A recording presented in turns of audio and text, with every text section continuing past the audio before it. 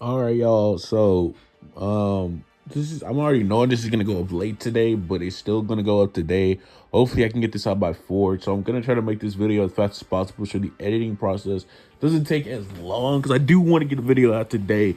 Anyways, what's up, guys? Welcome back. And today we're gonna do Kenny versus Cobra Kai, but it's only gonna be him versus the first 3 seasons, and we're gonna be using season 4 Kenny, of course, because season 6 Kenny, um, yeah, scaling to like season 6 Hulk and other characters. So I think he would just slam the first 3 seasons.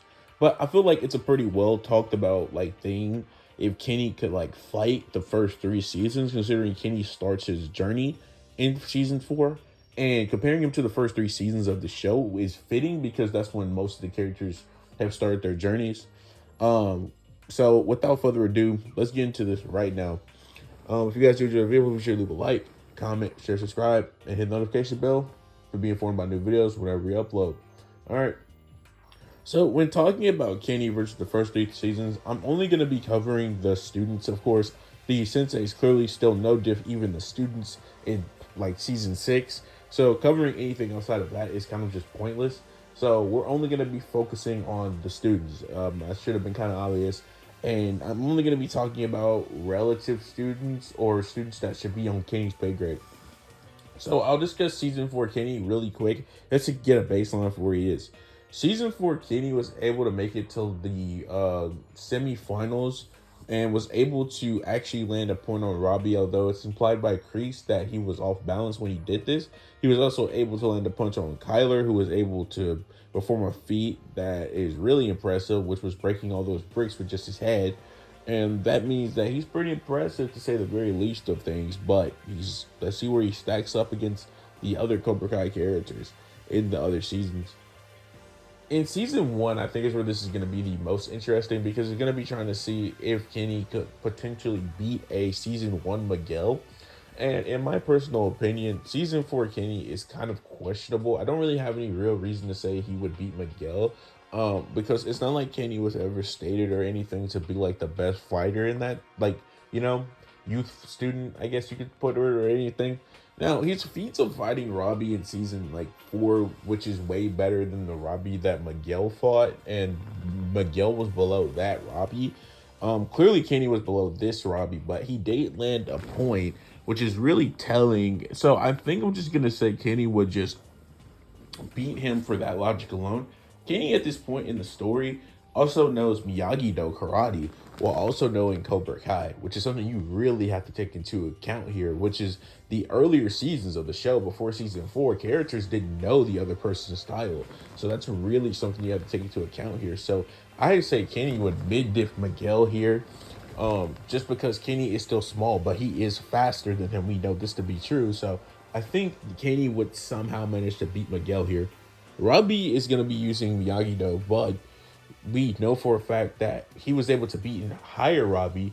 So what I'm going to say is season 1, he would have a high diff battle with Robbie. The reason why I say a high diff is because Robbie was still able to do the two-legged kick that nobody, even including Daniel, who knew everything in Miyagi-Do, even in his prime could not do, which is still a very impressive feat. And once again, you have to keep in mind that Kenny is not the strongest fighter. He's very weak, but he's fast and stuff like that. So I would say he would have a high diff battle. Plus, it's offense versus defense, which is always the really tough thing. Where it's Miguel, it's like, oh, well, Kenny has defense and he's actually fighting it with his own style. So you can get a little questionable there. Sam is really interesting because, in my personal opinion, if you think about it, the way that the show writes it, technically Sam is the best fighter, which is why I was actually saving her for last.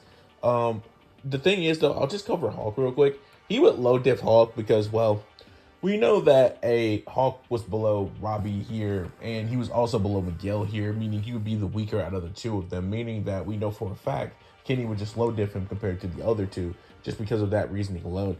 If you really want me to, Xander would probably be a mid diff. I'll just give Xander a mid diff. When it comes to Aisha, I feel like he would also mid diff her, because if he's mid diffing Xander, he would mid diff her too.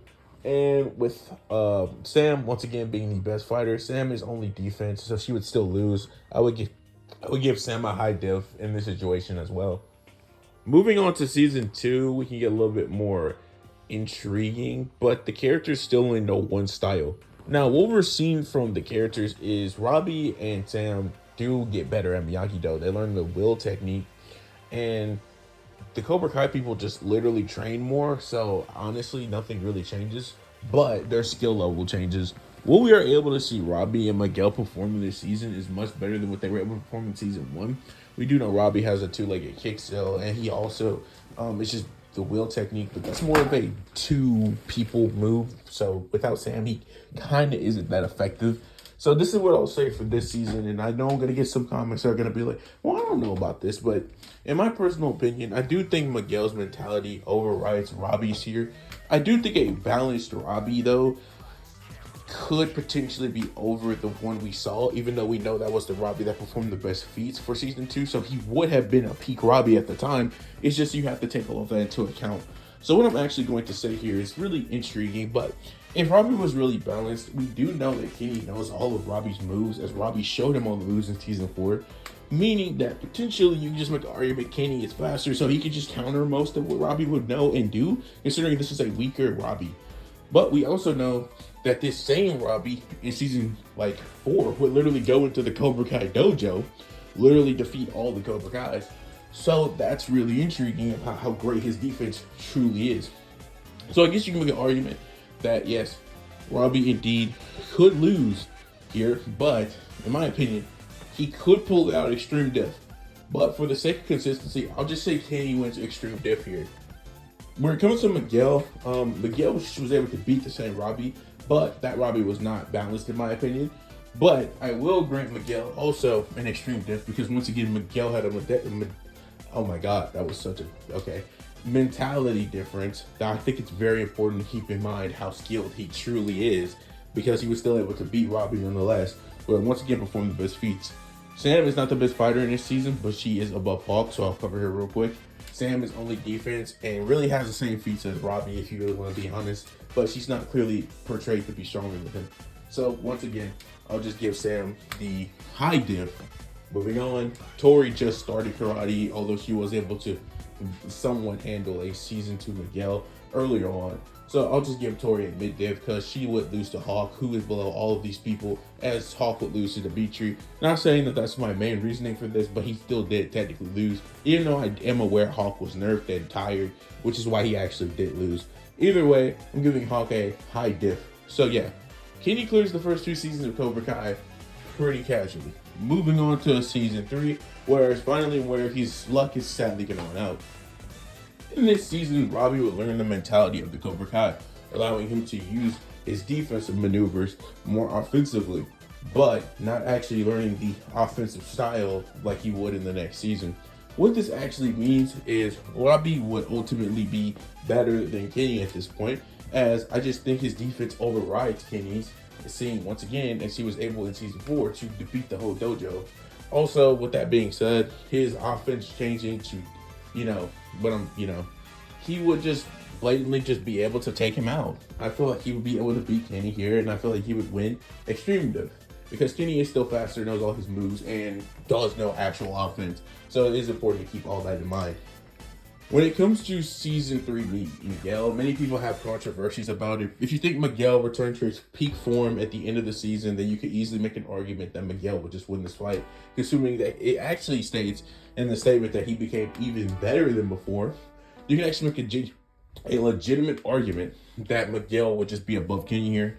For the sake of this video, I just don't see a world where this version of Miguel is losing to Kenny, because this version of Miguel by the end of the season had the drum technique, meaning he had some defensive moves and returned to peak Cobra Kai form. So yeah, no, I just feel like Miguel will win here.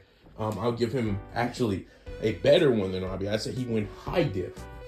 Sam is the best fighter in the season in my opinion, so you already know I'm just gonna say Sam wins. Sam has the drum technique. She has literally the best defense in the show at this point, and she's able to take on 3 Cobra Kais while barely even trying and being mentally nerfed by the end of it all, implying that she was probably mentally nerfed before she even got there, but was still able to beat 3 of them, including Hawk, who many people like to glaze in this season and say he was the best fighter for some reason. Sam would then go on to beat Tori, someone who was implied by Kreese to be the best fighter, and do it once again after taking a lot of damage, being tired, and once again, mentally nerfed until she overcame it with her Miyagi-Do teaching. Anyways, Sam would easily win this. So Sam wins mid-diff to low diff. He literally could do nothing against her defense, despite her having no offense. When it comes to Tori Nichols, as I just said before, Tori really got folded by Robbie, and that's good and all. But Tori wouldn't really change from her position to the next. So you can just kind of argue she'd still be better than Kenny on offense. Once again, she's stronger than him. So you can just say that alone is enough for Tori to win this fight. I think that's the same type of feeling that I'm getting too. So, got Tori winning, extreme diff. Hawk, yeah, he's winning extreme diff because yeah, feats are not good this season. Kind of just went over it. So yeah. Anyways, guys, that's all the characters that I personally wanted to cover between the seasons and see how he could do. Basically giving Kenny a fair chance, as we know that season 4, clearly he's not above the characters, and we literally see him compared to those characters. And these characters have had 3 seasons of training at this point, and they literally would have no problem taking them out, as we literally see and know. So with that being said, that's the end of this video. If you guys did enjoy, please be sure to leave a like, subscribe, comment, and whatnot, share and all that good stuff. And yeah, thanks for watching.